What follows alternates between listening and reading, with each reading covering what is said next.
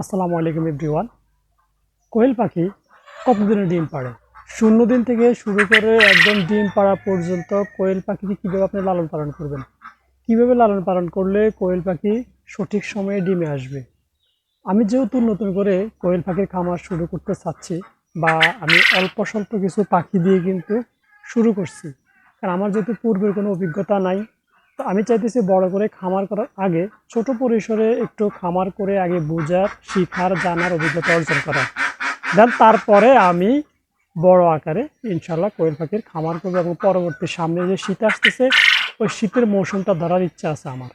তো আলহামদুলিল্লাহ আমার এই পাখিগুলি কিন্তু ডিমে চলে আসছে। তো আমি একদম জিরো থেকে শুরু করে এদেরকে কীভাবে লালন পালন করলাম, ডিম আসার আগ পর্যন্ত কোন খাবার দিলাম, কোন মেডিসিন দিলাম, কীভাবে কী করলাম, এবং কতদিন আমার এই পাখিগুলি ডিমে আসলো, সব কিছু ইনশাল্লাহ আজকের ভিডিওতে আমি আপনাদেরকে জানানোর চেষ্টা করব।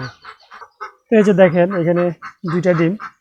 আমার এই পাখিগুলি আজকে 2 দিন ধরে ডিম পাড়তেছে, 2টা ডিম পাড়ছে, 2 দিনে 2টা ডিম পাড়ছে। তো আমার এখানে 5 পিস পাখি আছে। তো আসলে আমি কি করছি, আমি কিন্তু যেহেতু আমি আগে বললাম আমার কোয়েল পাখি লালন পালন করার কোনো পূর্বের অভিজ্ঞতা নাই, তো আমি একদম জিরো থেকে শুরু করছি, এবং আমি অল্প পরিসরে শুরু করছি শিখার জন্য, জানার জন্য, যেন আমি পরবর্তীতে এই অভিজ্ঞতা কাজে লাগিয়ে বড় খামার করতে পারি, বা সামনে যে শীত আসতেছে শীতের সময় যেন আমি বড় পরিসরে একটা কোয়েল পাখির খামার দিতে পারি। সেই লক্ষ্যেই কিন্তু মূলত আমি এই ছোটো পরিসরে এখন খামার শুরু করছি। তো আমি আসলে এখানে 5টা পাখি দিয়ে শুরু করি নাই।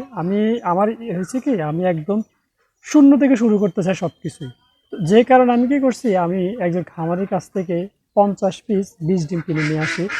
তো সে আমাকে 5 পিস আরও বাড়তি দেয়, মোট 55 পিস কিনি। 55 পিস থেকে আমার 2 পিস ডিম ভেঙে যায়, আর 53 পিস ডিম আমি মেশিনে দিই। তো 53 পিস ডিম মেশিনে দেওয়ার পরে আমার মাত্র সেখান থেকে 6টা পাখি পাইছি আমি, মানে 6টা ডিম ফুটছে, আর 47টা ডিম কিন্তু ফোটে নাই। যার মধ্যে আমি ডিমগুলি পরে ভাঙছি, ভেঙে দেখলাম যে একটা ডিমের মধ্যে শুধু বাচ্চা হয়েছে, যে বাচ্চাটা ফুটে বেরোতে পারে নাই, আর 46টা ডিমই কিন্তু পচে গেছে। এর মধ্যে কোনো বীজই ছিল না, ব্রণ নাই। তো আসলে খামারে হয়তো আমার সাথে প্রতারণা করছে, যে কারণে সে আমাকে 20 ডিম দিবে বলে হয়তো 20 ডিম দেয় নাই, যে কারণে আমি সেগুলো থেকে কিন্তু বাচ্চা পাই নাই। কারণ যদি 20 ডিম হতো তাহলে তোমাকে ডিমের ভিতরে বাচ্চা হতো, বাচ্চা হয়ে হয়তো মরে যেত। তো ভিতরে বাচ্চাই হয় নাই। যাক, শুক্রিয়া, আলহামদুলিল্লাহ, আল্লাহ যা দিচ্ছে তাতে আমি শুক্রিয়া। 6 পিস বাচ্চা আমি পাইছি। তার মধ্যে ব্রুডিং করা অবস্থায় একটা বাচ্চা হারিয়ে যায়, এটা উড়াল দিয়ে মানে কোন দিকে চলে গেছে, আমি আর ওটাকে পাই নাই। আর এই 5টা বাচ্চা এখন আছে, আলহামদুলিল্লাহ, ওরা এখন ডিম পাড়তেছে। তো এই 5টার মধ্যে 2টা ফিমেল, 3টা মেল। তো 2টা ফিমেলের মধ্যে একটা ফিমেল অলরেডি ডিম পাড়া শুরু করছে। এই যে দেখেন এখানে 2টা ডিম, গত 2 দিনে 2টা ডিম পাড়ছে। তো কতদিনে এই ডিমগুলি, এই পাখিগুলি পাড়া শুরু করছে, এবং আমি একদম জিরো থেকে ডিম আসা পর্যন্ত বা এখন পর্যন্ত আমি ওদের কী খাবার দিই, কী মেডিসিন দিই, কীভাবে লালন পালন করলাম, তো সেটাই ইনশাল্লাহ আপনাদেরকে জানাবো। দেখেন আমার এই বাচ্চাগুলি যখন ইনকিউবেটর মেশিনে ফুটছে, ফুটার 24 ঘন্টা পর আমি ওদেরকে মেশিন থেকে বের করে ব্রুডারে দিয়ে দেই, এবং প্রথম দিনে ওদেরকে আমি গ্লুকোজ দিছিলাম, মানুষের খাওয়া যে গ্লুকোজ, সেই গ্লুকোজটাই দিছিলাম। কারণ বাচ্চাগুলির অনেক দুর্বল থাকে, মেশিন থেকে যখন বের করি তখন অনেকটা ধকল থাকে। তো গ্লুকোজটা দিলে ওরা শরীরের শক্তি যোগায়, ঠিক আছে। গ্লুকোজটা খেলে ওরা মোটামুটি ওরা এনার্জি হয়, শরীরের প্রত্যেকটা অঙ্গ প্রত্যঙ্গ সতেজ হয়ে যায়। তো এই জন্য আমি প্রথম দিন ওদেরকে শুধুমাত্র গ্লুকোজের পানি দিছি, এবং সেই পানিটা আমি 3-4 ঘন্টা রাখছিলাম। এরপরে ফেলে দিছি, ফেলে দিয়ে আমি নর্মাল পানি দিয়ে রাখছি। প্রথম দিনের কোনো মেডিসিন দিই নাই আমি ওদেরকে। আর দ্বিতীয় দিন থেকে আমি টানা 3 দিন ওদেরকে সকালবেলা দিছিলাম ভিনেগার, আর বিকেলবেলা দিছিলাম বিকসস গোল্ড। ভিনেগারটা দিছি কেন? ভিনেগারটা দিছি হচ্ছে, অনেক সময় দেখবেন বাচ্চা ব্রুডারে মল দ্বারা মল লেগে থাকে, পেটে গোলযোগ দেখা দেয়, এতে বাচ্চাগুলো সব মারা যায়। তো এই জন্য আমি ভিনেগারটা দিছি, এতে বাচ্চার মল দ্বারা আর মল লেগে থাকবে না, থাকে নাই, বা ওদের পেটে কোনো গোলযোগ হয় নাই, বাচ্চাগুলো সুস্থ ছিল, এই জন্য আমি ওদেরকে ভিনেগার দিছি। আর হচ্ছে আমি ওদেরকে দিছি বিকসস গোলটা দিছি হচ্ছে, অনেক সময় এই বাচ্চার নাভি শুকানোর জন্য আমরা অনেক সময় অ্যান্টিবায়োটিক ব্যবহার করি, বা ভিটামিন সি ব্যবহার করি। তো বিকসস গোলটা হচ্ছে এমন একটা মেডিসিন যেটার মধ্যে ভিটামিন বি এবং ভিটামিন সি সমন্বিত একটা মেডিসিন। এই জন্য আমি ওদেরকে বিকসস গোল্ডটা দিছি 3 দিন। প্রথম 3 দিন সকালবেলা ভিনেগার দিছি, বিকেলবেলা বিকসস গোল্ড দিছি। ঠিক আছে, এতে বাচ্চার নাভিগুলি শুকিয়ে গেছে তাড়াতাড়ি, এবং বাচ্চার জন্য ভিটামিন বি যদি কোনো ঘাটতি না থাকে সেটারও কাজ করছে বিকসস গোল্ড ক্যাপসুলটা। আর পরবর্তী 3 দিন আমি ওদেরকে শুধুমাত্র লাইসোবিট খাওয়াইছি। হ্যাঁ, শুধুমাত্র লাইসোবিট খাওয়াইছি 3 দিন, এক বেলা করে। আরেক বেলা আমি ওদেরকে সাদা পানি দিছি। ওই 3 দিন আর অন্য কোনো দ্বিতীয় বেলায় কোনো মেডিসিন দিই নাই। আর ঠিক তার পরবর্তী 3 দিন আমি ওদেরকে জিঙ্ক খাওয়াইছি, সাথে আমি ওদেরকে থায়াবিন দিছি। হ্যাঁ, জিঙ্ক এবং থায়াবিন দিছি। এর পরবর্তী 3 দিন আমি ওদেরকে ক্যালসিয়াম দিছি এবং লিভার টনিক দিছি। পরবর্তী 3 দিন ক্যালসিয়াম এবং লিভার টনিক দিছি। তো এইভাবে আমি ওদেরকে 2 সপ্তাহ পর্যন্ত ব্রুডিং করছিলাম, এরপর আর ব্রুডিং করি নাই। ঠিক আছে, এরপরে আমি পর্যায়ক্রমে প্রতি সপ্তাহে 3 দিন করে জিঙ্ক, 3 দিন করে ক্যালসিয়াম, 3 দিন করে ইসেল এগুলি খাওয়াতাম। এই মেডিসিন হিসাবে আমি মোটামুটি এগুলি ওদেরকে খাওয়াইছি ডিমে আসার আগ পর্যন্ত, আর অন্য কোনো মেডিসিন দেই নাই। আর হচ্ছে আমি খাবার হিসাবে ওদেরকে প্রথম দিন থেকে একদম 30 দিন পর্যন্ত শুধুমাত্র স্টার্টার ফিডটা খাওয়াইছি, আর অন্য কোনো ফিড আমি ওদেরকে দেই নাই। শুধুমাত্র স্টার্টার ফিড দিছি। আর 30তম দিনের পর থেকে আমি ওদেরকে গ্রোয়ার ফিড দেওয়া শুরু করছি। ঠিক আছে, স্টার্টার ফিডটা আমি ব্রয়লার স্টার্টার খাওয়াইছি, অনেকে সোনালি স্টার্টার খাওয়ায়। তো আপনি যেটা ইচ্ছা ব্রয়লার স্টার্টার খাওয়াতে পারেন, সোনালি স্টার্টার খাওয়াতে পারেন, কোনো সমস্যা নাই। ঠিক আছে, তো পরবর্তী 30 দিনের পরে গিয়ে আমি ওদের গ্রোয়ার ফিড দিছি। তবে সেটা আপনারা অবশ্যই সোনালি গ্রোয়ার দেবেন, কখনোই ব্রয়লারের গ্রোয়ারটা দিবেন না।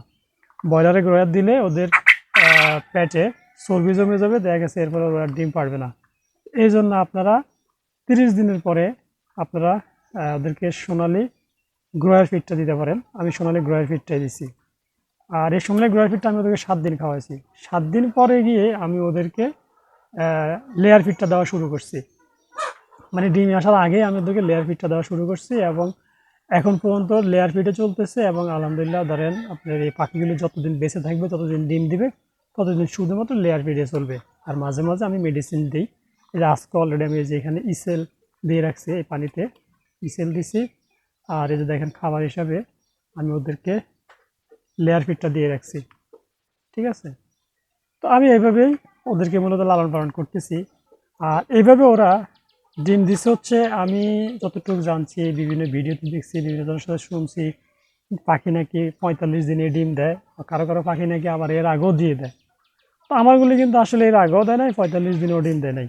তো আমি যেভাবে লালন পালন করে আসছি, আমি যেহেতু আগেই বলছি আমি একদম নতুন, আমার কখনোই এই কোয়েল পাখি লালন পালন করার অভিজ্ঞতা ছিল না। তো আমি শুধুমাত্র শেখার জন্য, যেন সামনে যে শীত আসবে গরমের পরে, এই শীতে যেন আমি একটা বড় কোয়েল পাখির খামার দিতে পারি, সেই লক্ষ্যের মধ্যে আমি আগাইতেছি। এবং এর জন্য আমি ছোট পরিসরে অভিজ্ঞতা অর্জন করার জন্য এইভাবে এই ছোট পরিসরে খামারটা শুরু করছি। ঠিক আছে, তো আমি যেটা দেখলাম, আমি যেভাবে লালন পালন করে আসছি, এইভাবে আমার পাখিগুলি 57 দিনে গিয়ে ডিম দিচ্ছে আমাকে। আমি 57 দিনে গিয়ে এই যে প্রথম ডিমগুলি পেলাম। 57 দিনে একটা পাইছি, 58 দিনে একটা পাইছি, 2 দিনে 2টা ডিম পাইছি, কোনো গ্যাপ দেয় নাই। তো আজকেও আশা করি একটা ডিম দিবে। আর ওরা দেখলাম যে বিকেলবেলা আসলে আসরের পরে যে এরা মূলত ডিম দেয়। তো আমি 57-58 দিনে 2টা ডিম পাইছি। ঠিক আছে, তো আপনারা আসলে যারা অভিজ্ঞ খামারি আছেন, বা আপনারা যারা বলেন যে 45 দিনে ডিম দেয়, তো আপনারা অবশ্যই যদি কোনো অভিজ্ঞ খামারি আমার ভিডিওটা দেখে থাকেন, তাহলে অবশ্যই আমাকে একটু কমেন্ট করে জানাবেন যে এখানে আমার কোনো ভুল আছে কিনা, বা কী কারণে আমার এই পাখিগুলি 57 দিনে গিয়ে ডিম দেওয়া শুরু করছে, 45 দিনে দেয় নাই। হ্যাঁ, আপনারা অবশ্যই আপনাদের অভিজ্ঞতাগুলি আমার সাথে শেয়ার করবেন কমেন্ট বক্সে। আর আমি যেহেতু বললাম, যেহেতু আমি নতুন, আমি এই যে ধোকা খেয়ে খেয়ে কিন্তু শিখতেছি। আর একটা কথা, আমি যেহেতু ওই খামারির কাছ থেকে যেহেতু প্রথমে ডিম কিনে আমি ধোকা খাইছি, তো আপনারা যদি কোনো খামারির কাছ থেকে কিন্তু বীজ ডিম কিনতে চান, অবশ্যই জেনে শুনে বুঝে তারপরে কিনবেন। বিশ্বস্ত কোনো খামারির কাছ থেকে কিনবেন, বড় কোনো খামারির কাছ থেকে কিনবেন। আমার মতো ছোটো খামারির কাছ থেকে কিনবেন না। আমি একটা ছোটো খামারির কাছ থেকে কিনছিলাম, তো উনি আসলে আমার সাথে প্রতারণা করছে, বীজ ডিম দিবে বলে আসলে সবগুলি বীজ ডিম দেয় নাই। যার কারণে আমি মাত্র 6টা পাখি পাইছি 53টা ডিম থেকে। তো এই যে আমি একটা ধোকা খাইছি, ধোকা খাই কিন্তু শিখছি। আমার ইচ্ছা আছে আমার এই পাখিগুলি থেকে আমি এখন ডিম সংগ্রহ করব। ডিম সংগ্রহ করে আমি আবার মেশিনে দিব, এইভাবে ধাপে ধাপে আমি এখন বাড়াবো, এখন থেকে শুরু করবো ইনশাল্লাহ বাড়ানোর, যেন আমি সামনের শীতটাকে ধরতে পারি। তো আপনারা এরকম জেনে শুনে অভিজ্ঞতা অর্জন করে এবং বড় কোনো খামারির কাছ থেকে, বিশ্বস্ত খামারির কাছ থেকে কিনবেন, বাচ্চা কিনেন আর বীজ ডিম কিনেন। আর আমি যেহেতু নতুন করে খামার শুরু করতেছি এবং আমি যেহেতু কিছুই জানি না, এরকম ধোঁকা খেয়ে খেয়ে শিখতেছি, তো আপনারা যদি আমার প্রত্যেকটা ভিডিও এরকম দেখেন, আপনারা কিন্তু ধোঁকা না খেয়ে কিন্তু সব কিছু শিখতে পারবেন আমার ভিডিওগুলো দেখে। ঠিক আছে, কীভাবে ধোঁকা না খেয়ে আপনি সঠিক পন্থা অবলম্বন করে আপনি খামার দিয়ে সফলতা অর্জন করতে পারবেন, সব কিছুই কিন্তু আমার এই ভিডিওগুলো থেকে আপনি জানতে পারবেন। তো এই জন্য আপনারা অবশ্যই আমার ইউটিউব চ্যানেলটি সাবস্ক্রাইব করুন, ফেসবুক পেজটি ফলো দেওয়ার সাথে যুক্ত থাকুন।